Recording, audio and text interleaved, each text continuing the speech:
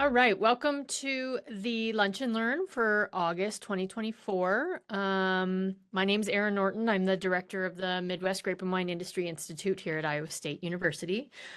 Just to remind everybody, we do record these presentations and we'll put them up on YouTube. We do stop recording or we cut the video, I should say.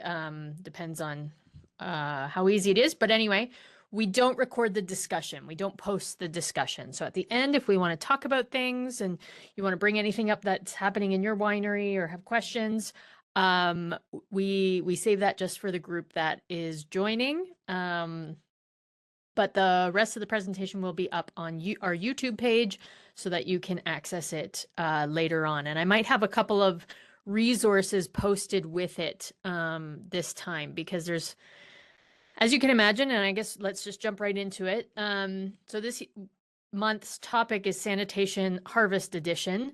And there's lots of different ways that we can approach sanitation. And there's lots of different resources out there because this is probably one of the most important aspects in winemaking. And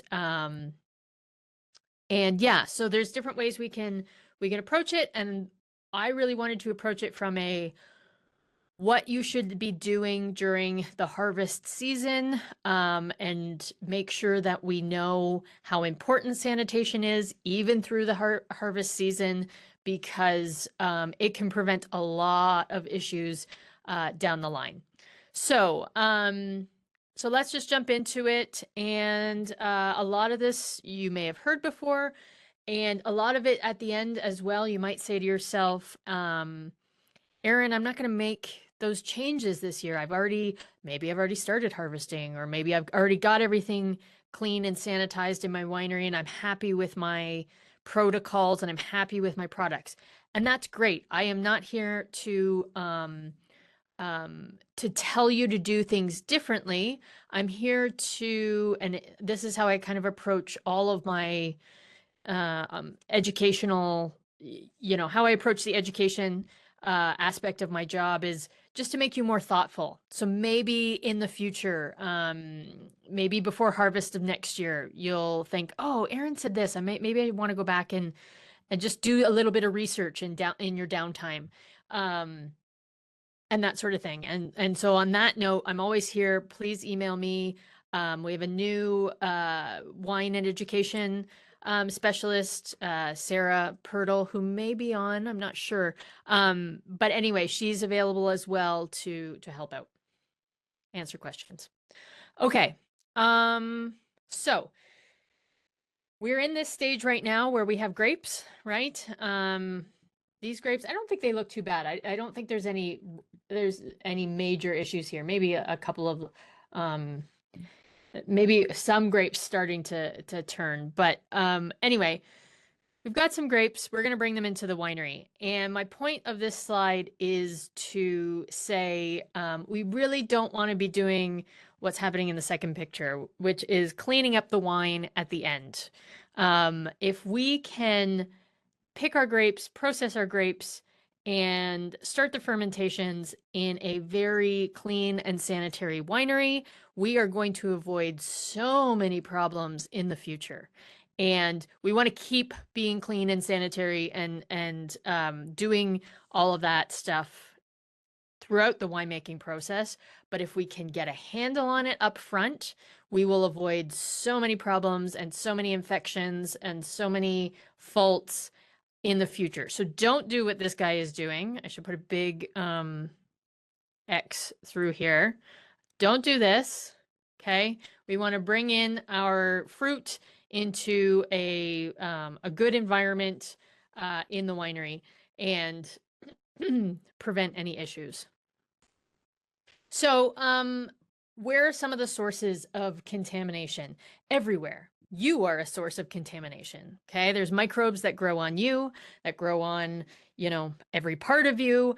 You just stepping into the winery is a source of contamination. Okay. So be aware that there is microbes lurking everywhere, and we're going to try and control them as best as possible. That's the point. We're not going to be able to get rid of all of them, but we're going to try and control them as best as possible. Some of the ones that are more problematic come in right on the grapes themselves, or in the juice, or in the concentrate. Okay. You may want to, and I don't actually talk about this but I was thinking about it at a couple points. You may want to spray the grapes with an SO2 solution. Just get some cheap dollar store spray bottles. I believe we use about a 50 ppm solution of potassium metabisulfite, and we just give a quick misting spray on top of each of the lugs that we collect. We do store our grapes in a refrigerator, in lugs, hand harvested for up to a couple of days, and they seem to be fine. So just a suggestion there that spraying some SO2 solution on your grapes as you're transporting them or as you're holding them before you process is not a bad idea. Water. Your water could be a source of contamination. Other raw materials that you may be bringing in to your winery.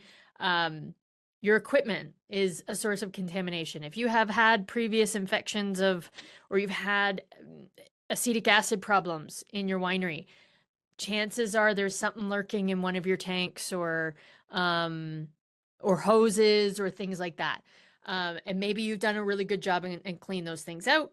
But your equipment is a great place. There's lots of nooks and crannies for microbes to survive.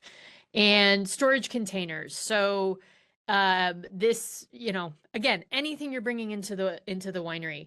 I will say plastic and stainless steel are less hospitable to a lot of these microorganisms, and fairly easy to clean.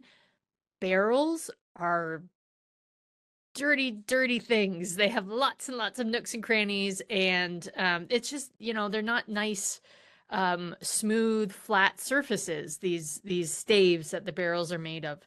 So microorganisms love barrels. They stay wet, and so be sure, and I'm not going to go over barrel sanitation. That'll probably be that could be another whole lunch and learn of how to sanitize barrels properly. Insects and pests, be sure to not be allowing too much fruit flies or bees or flies in your winery during the harvest season. There's ways you can combat that, the little lamps and things like that, keeping the doors closed. And then just the winery surrounding. If you're in a rural setting, there's going to be lots of stuff that, you could track muddy boots in, and who knows what's in your boots. So maybe spraying off your boots before you come in or as soon as you come in, that sort of thing. Why is sanitation important? Well, first of all, for legal reasons. You're obliged to be working in a sanitary location for your not just because you're making a food product, and that's a whole. I'm not going to get into necessarily FDA regulation or anything like that, or TTB regulation, but also for your workers. You have an OSHA responsibility to work in a sanitary place. You're going to improve your quality, and you're going to improve your product safety and the longevity of your product if you take sanitation seriously. You're going to reduce your equipment costs, your product loss, your chemical use, your labor costs. These are all good things, right? The last thing you want to be doing right before bottling is doing extra filtration steps and extra fining steps to find out faults or whatever that have come about because of sanitation. And I'm not here to say that all faults are avoidable if you do sanitation up front in the harvest season. Infections plague all of us, or issues, chemical stability issues and things like that plague every single one of us winemakers.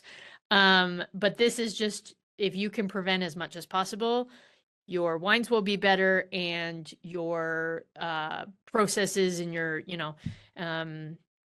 you will be happier, I think, as a winemaker, because you'll have less inputs.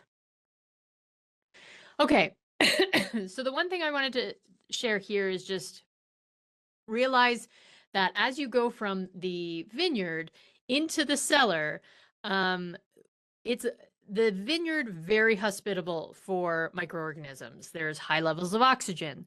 There's no alcohol present, right? Just lots of sugar in those grapes. And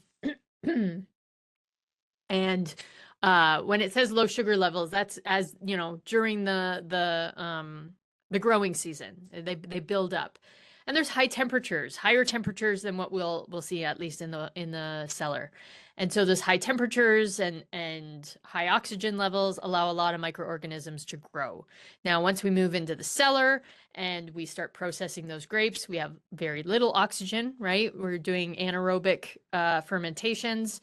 We start to increase the ethanol level. We start off with high sugar levels, which are really inhospitable to a lot of microorganisms.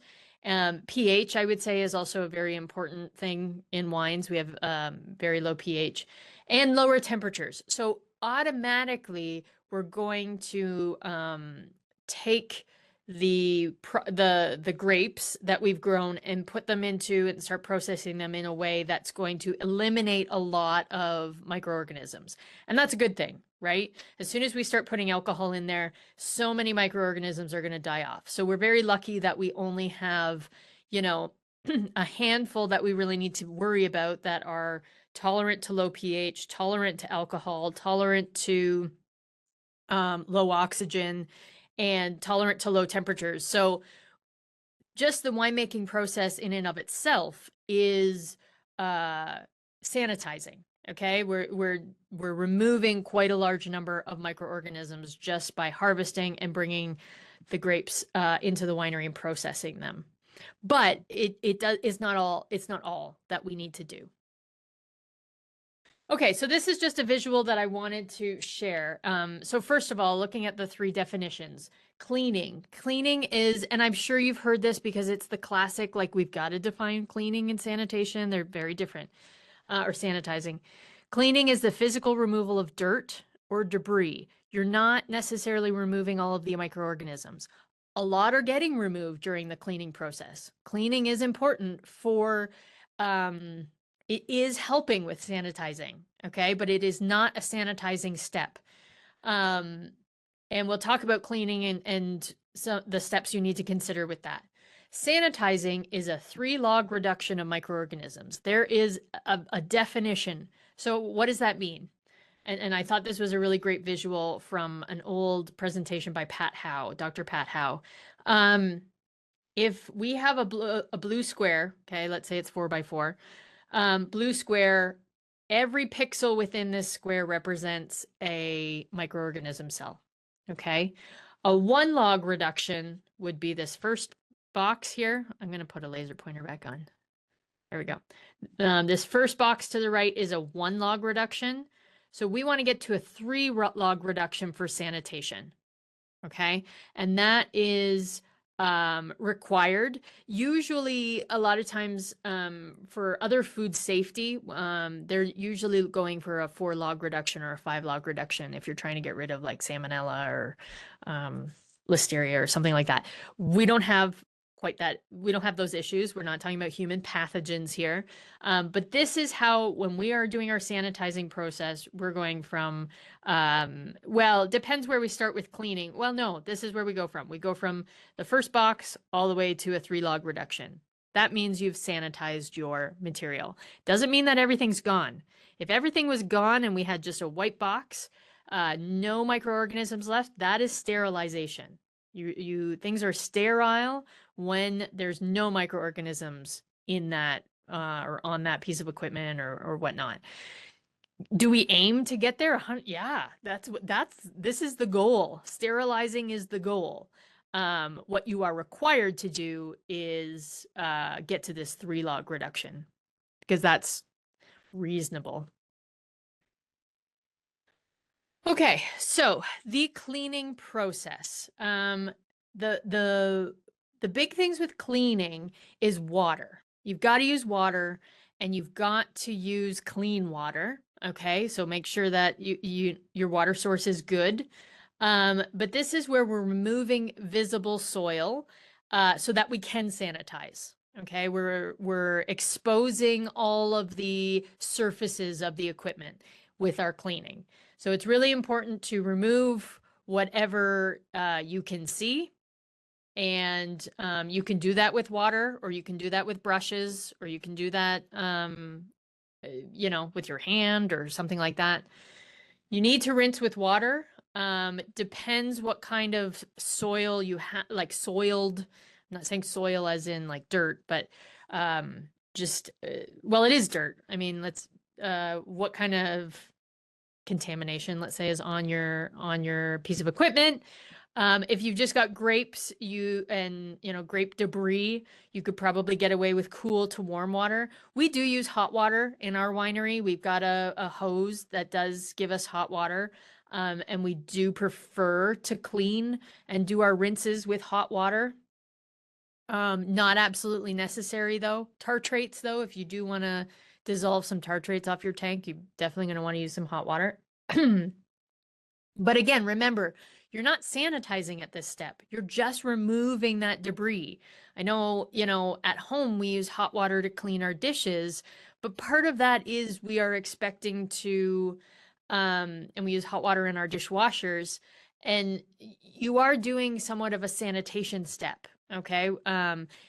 This is strictly cleaning and removing that stuff off of the surface of your equipment. So there's different ways to clean. There are physical methods, scrubbing, that's important. And I will talk about why physical methods are extreme. Use you have to use physical methods. If not, biofilms can build up, and that's on the next slide.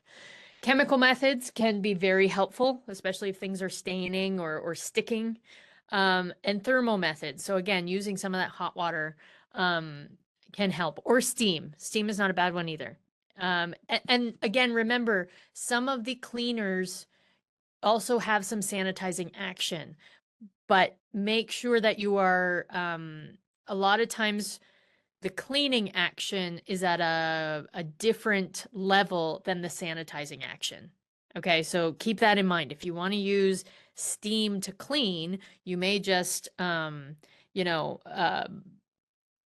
fire a steam gun. I'm not sure if you have, pressure washer or something like that over a surface, but make sure that if you need to sanitize with steam, the time required to make sure that things are sanitized. You want to rinse with water afterwards, because after you get that stuff off of your equipment, you want to rinse it completely away from your equipment. Okay. And then validate, confirm effectiveness of cleaning. I want to bring this point up because I think people sometimes don't remember. If you clean something, the dirt goes somewhere else. So remember that. The dirt goes somewhere else, and you may need to clean that somewhere else. Usually it's the drain or the floor. And those are both very important things. Do not forget to clean your drains. Nasty things can grow in your drains, and I would say, on a regular basis, at least maybe weekly during the harvest season, take those grids off of your drains and scrub them out just like you would any other equipment. I highly recommend doing that. If you don't, the things that are going to grow in there potentially they can contaminate your wine. Yeah, it can get really nasty. So remember, when you clean things, it goes somewhere else. You may want to remember to clean those things where, the floors and the walls and the drains. And validate the effectiveness. There are ways in terms of sanitizing that you can validate. I didn't put, well, maybe I'll talk about it a bit when we get to sanitizing. Ways to validate there's 3 ways: eyes, nose, and touch. Okay. Look at it. Is it clean? Smell it. Is it clean? Did you remove, grape debris? And then physically touch it, and make sure that it's clean. So, this little diagram here, the WATCH is the acronym, and it stands for water, action, time, heat, and concentration. These are all things you can take into consideration when you are choosing a cleaner. is your water a good, do you have a good water source, and do you have hot water or cold water? So and if do you have hard water or not hard water? So take into consideration when you're using some of these cleaners, what your water how your water is affecting that cleaner when you're uh, dissolving it and making up a bucket of cleaner. Action, which again, physical process, and I'll show you a little bit about biofilms in a second here, but a lot of times you do need a physical action uh, to prevent biofilm buildup. T stands for time, so sometimes these cleaners do need to be in contact with surfaces to have good cleaning action. You know that when you soak your dishes at home, you soak things in the winery because it needs more time to dissolve that stuff off. C stands for concentration. So again, sometimes the main thing with the watch, and H stands for heat. Do you want hot water, cold water, or is follow the manufacturer's recommendations. Okay, read your products, read the product protocols. A lot of them now are, a lot of resources you might find say you can use peracetic acid. That's a good cleaner, and you might want to use that. It's probably not called that in the catalog that you might be looking at. Sometimes now these products are added together, so you're going to have peroxy action. So you've got oxidative type cleaners with peracetic acid type cleaners, and they're working together, and it just makes them better. And so just like any other product, read the manufacturer's recommendation. Don't go over the concentrations that they recommend, especially for safety reasons. Okay. I gotta get there we go. Biofilms. This is why physical action is super, super important. Biofilms can build up, and once they build up, they're very difficult to remove without physical action. So, for example, if you're just running water or running cleaner through your hose, you have a good chance of a biofilm building up and contaminating your wine on the next pass through. And so, getting a little ball, and I have a picture of one at the end, and running that through your hoses is a good idea. I know that hoses are obviously really hard to clean, but there are products out there to help you do that. So yeah, you don't want biofilms building up, and especially at the end of the season, I think you should be cleaning, with the same vigor at the beginning of the season, middle of the season, end of the season. I hope that we're all have enough energy and time to do that. But please, at the end of the season, give everything a really good scrub, because you don't want these things hanging around till next year. The other thing I was going to say about scrubbing, in our winery, everything that we use on equipment and never, ever, ever touches the floor is white. And then anything we do use on the floor, the squeegees, but also some of the floor brushes, is black. And so, just a recommendation that which things even our shovels, we have some shovels that we use for transferring red grapes into one container to another, that sort of thing. All of the white ones never touch the floor. And then anything that's not white or can touch the floor. So just a recommendation there, just so that everyone that you're working with, it's a very easy visual, yes, this brush can be used on equipment kind of a thing. The other thing with biofilms is they will prevent sanitation. You cannot, these biofilms are very resistant to these sanitizing products. Okay, so therefore all of this, surface that the biofilm is in contact with is not being sanitized. And then as you're using these materials, or sorry, maybe this is a hose, the inside of a hose, as you're using this throughout the season, the rest of the season, pumping wine, racking, filtering, whatever, some of these microorganisms are breaking off into your material. Okay, so we don't want that. Scrub, scrub, scrub. There's lots of cleaning products out there, and that's where you might read a lot of resources that say, oh, there's I, quatern, quaternary ammonium. I'm usually really good with words. Um, and but that's not what it's called when you go to the, catalogs to buy some of this stuff. So this was if any of you came to the Iowa Especially Producers Conference this year, Stefan Sommer presented on sanitation, and he handed this out, and I found it. It's from Winemaker Magazine resource. And I do think it's good because some of the, PBW, Professional Brewers Wash, or Star San, or OxySan, some of these are the more the names, the commercial names of some of these products, so that it's a little bit easier to understand. But it does tell you what type of product they are at the top, and then what I think is most important here at the end is what types of materials they can be used on. And I think this is a really great point.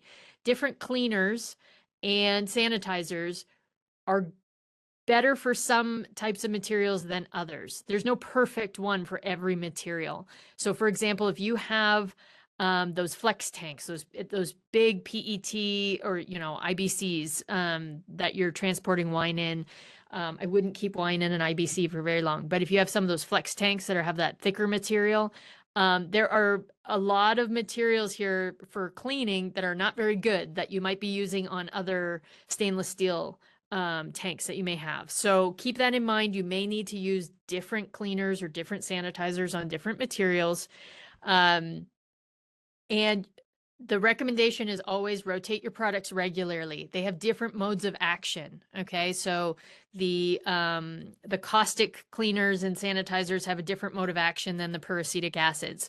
And so if you're regularly rotating those, you're not going to allow microorganisms to become resistant to whatever cleaner that you're using, because we don't want any superbugs in our wineries. So, shock them every once in a while and give them a new cleaner and or new sanitizer and get those microorganisms out of there.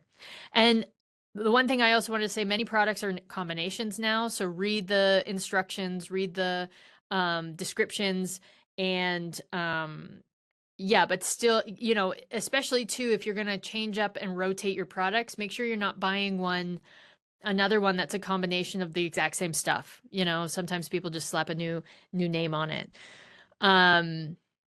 Okay, so this particular document I'm going to attach to our YouTube so that you can have access to it. But it was just from a Winemaker Magazine article by Daniel Piamkini. I'm saying that wrong, but he is in Canada. So one of these things was like something about Canada. So that's how I knew. Yeah, some of the things may be a little bit different, but for the most part, I know most of these chemicals are here. Sanitization. You gotta clean and scrub before you sanitize, right? And the cleaners are really important to wash away. Those are not things, typically those are not things you want to have come in contact with your wine. Okay, so you do need to rinse those cleaning agents away. Sanitizers, however, a lot of them are no rinse. So you apply them, they need to stay on the material, on the equipment, whatever, until they dry, or at least for for a certain amount of time. And then you can probably rinse them away or just have the wine come in direct contact. But different sanitizers, there's heat. You can heat or use hot water, for example. And if you're using 175-degree Fahrenheit water, at least 20 minutes, 185, at least 15 minutes. So I know someone that does this with their bright tanks when they're going to go sparkle some wine or sparkle some cider. They will pump it full of really hot water from their, I think it's usually their pressure washer that can get up that high. Make sure that the temperature is staying that high. It has to stay that high for 20 minutes. And then you can be guaranteed at least 20 minutes. If you can get more, better. And then that is a way of sanitizing that tank. There's iodine compounds.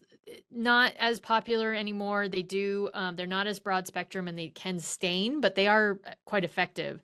The quaternary ammonium compounds, they have some dual action, so they can react on one end with lipids, which are cell membranes, and then on the other end with water to be dissolved and then wash away and that sort of thing. So quite effective. Acid anionic compounds. So this is the peroxyacetic acid, the strong oxidizer. It can be corrosive. Again, with any of these sanitizers, you want to read the labels to see what PPE is recommended.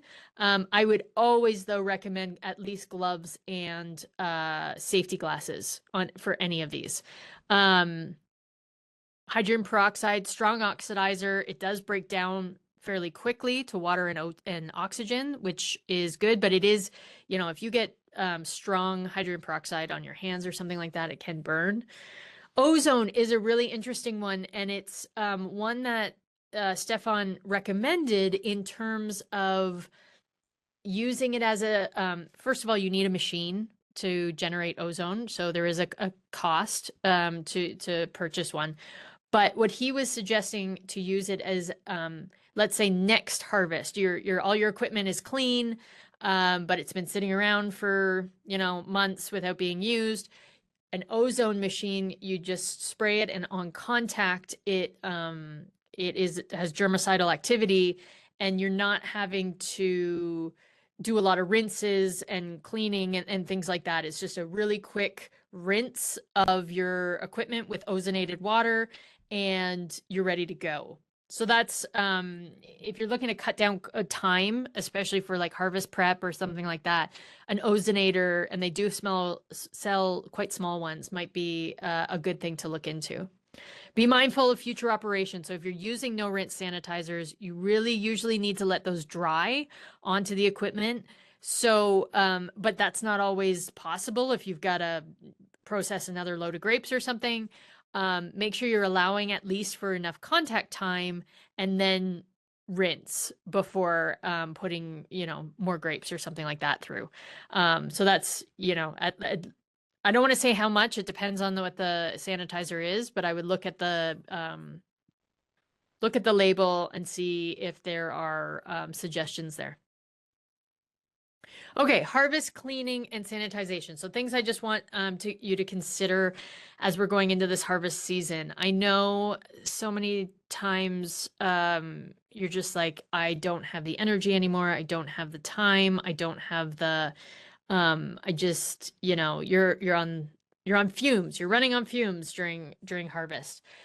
Cleaning and sanitizing really is probably like 50% of all the work we should be doing in the winery. So please carve out enough time or bring in people to help you so that you have enough energy, or they have enough energy to do these this really important work. So consider labor, time, your future operations when you're going to do cleaning and sanitizing. If you're done with something for a season and you need to really take it apart and clean it properly, build that into the workday. PPE, super important. I fully support safety glasses and gloves. And I would say nitrile gloves, because you are wet when you're working with most of these cleaners or sanitizers. And I would also highly suggest steel toe rubber boots. Working in a winery, I think that steel toe is always a great idea. At the very least, rubber boots, especially for slipping and things like that. There's a lot of safety concerns just with cleaning and sanitizing. There's lots of safety concerns in a winery and during harvest anyway, lots of big equipment and moving parts and cuts and things like that. But just cleaning and sanitizing, don't forget the PPE, don't forget the safety considerations. There's water, there's electricity.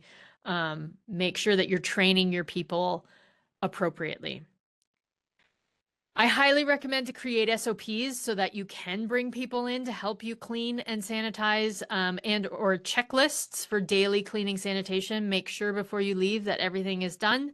And we do this in our winery, and we have the main person signing off, but we do have a checklist for cleaning at the end of the day. Don't forget your floors. Don't forget counters, hands. Your hands are a source of contamination. Okay, so be aware of that if you're, touching a lot of grapes or sorting grapes by hand. Maybe wear gloves. Lugs, pallet jacks, hoses, drains. I mean, these are all things that are coming in very close contact, maybe not direct contact with all of your wine and grapes and whatnot, but coming in very close contact with your grapes, juice, fermenting wine. And there's no reason to put anything that's on there that's floating around on any of these things into your wine. Drains, drains, drains, drains. Clean your drains. There's my little soapbox for the day. At the beginning of the day, this is kind of me and my student when we get into the winery at the beginning of the day. Maybe not so much during harvest because you've got a lot of work to get the grapes processed and whatnot. But whenever we come in for other operations, the first thing we do is we fill up 3 buckets, a cleaner, water, and a sanitizer, and we label them. And that way, throughout the day, we're constantly cleaning and sanitizing things so that things aren't just sitting around. But I think that's a good habit to get into. Potentially, if you have enough room, our winery is quite small, but if you have enough room, just for every day, even during harvest, to always have buckets of cleaner water sanitizer around. Whiter colored brushes for tanks equipment, black brushes for the floor. That's just a recommendation. Definitely for us, white brushes don't ever touch the floor. They're used for things that grapes touch. So again, just a recommendation there. And don't forget to nooks and crannies. There's lots of equipment that we have that has lots of nooks and crannies. Number one, be safe and make sure all your equipment is turned off before you start poking around. But do take some time maybe before harvest starts and really examine visually, at least, your equipment to know where things can settle. Sometimes it's surprising and you realize, oh, I didn't know that was ever, that was even a thing. Oops, sorry. That was even a thing that grape skins can get stuck in. So really just be mindful and careful when you are cleaning, that you know where all of those nooks and crannies are, and take, special care with your your valves, for your tanks and things like that. Make sure you open them up, really give them a good scrub. We have many, many different sizes and types of brushes so that we can get into all of these different places. And yeah, and these are those hose balls. So you can run these through. Be careful, you don't want to run them through, for the most part, your pumps. Some pumps will not be kind to these. So don't run them through the pump, but do run them through the hose so you get that physical action against the sides of the hose, to get some of those, to prevent biofilms from forming. So some take-home messages. I don't even think this is a winery. I stole this from somebody else's sanitation presentation. If it is a winery, it doesn't look like there's too much processing or grapes or wine going on. But in general, there are lots of things in this picture that are, don't do in a winery. Wet floors and wooden pallets and disorganization in general. The more organized you are, the more clean you're going to be, because you can see where things are supposed to go and if things are dirty or not, or things like that. Prevention is key. If we can do a good job at cleaning and sanitizing during the harvest season, I really do think that you prevent a lot of problems going forward. This is just me saying, I think at least 50% of winery work is cleaning, and so get used to it, I guess. If you're new to working in a winery, that's part of the job, and it's very important. It seems like it's, not fun. It's not fun work. It's not the most fun work. It can be satisfying though, oddly satisfying, right? To spray all the grapes off your crush your destemmer or something like that. But it's extremely important and part of the job. And yeah, you got to do it. Inspect after cleaning, again, visual, aroma, and touch. Okay, so not just looking at it. And with that, I would say happy harvest. And I would say I would highly recommend take some of the things I said through the rest of the season. It's not just about cleaning your equipment during harvest, but I do think we get a little um, we get tired and we get busy, and cleaning and sanitation isn't always number one if you've got to inoculate a tank, or you've got grapes coming in, so you've got to, you've got to empty a tank, or something like that. I get it. I totally get it. And I'm not asking you guys to be perfect. I guess I'm just asking you to be thoughtful. Cleaning and sanitation is important, and it can prevent a lot of problems down the road. Okay, so feel free to reach out.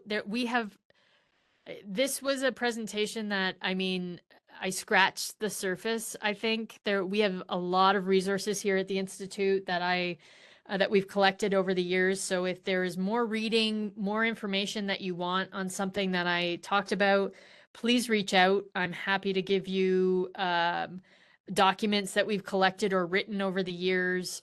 Check out our website. I will definitely attach this kind of guide to cleaners and sanitizers, because I think it's a really great starting point to choosing different cleaners and sanitizers. I'll attach that to the YouTube presentation. And then we will have some upcoming lunch and learns. The September lunch and learn is going to be canceled because I think first of all, it's always Labor Day, the first Monday. And second of all, I mean, I think at that point we are very busy. I would rather you be cleaning and sanitizing than listening to me on a webinar. October 7th, I'm hoping to bring someone in that can talk a little bit about canning and just some considerations you might want to know about when canning. That one's potentially, it could change, but I'm throwing that out there right now. November 4th, I'd like to talk about microbial control strategies. So SO2 is obviously something that we've talked a lot about in the past couple years. But there are some other control strategies that you need to remember. So it's kind of me picking from different topics that we've already covered, but putting it together in the context of microbial control strategies.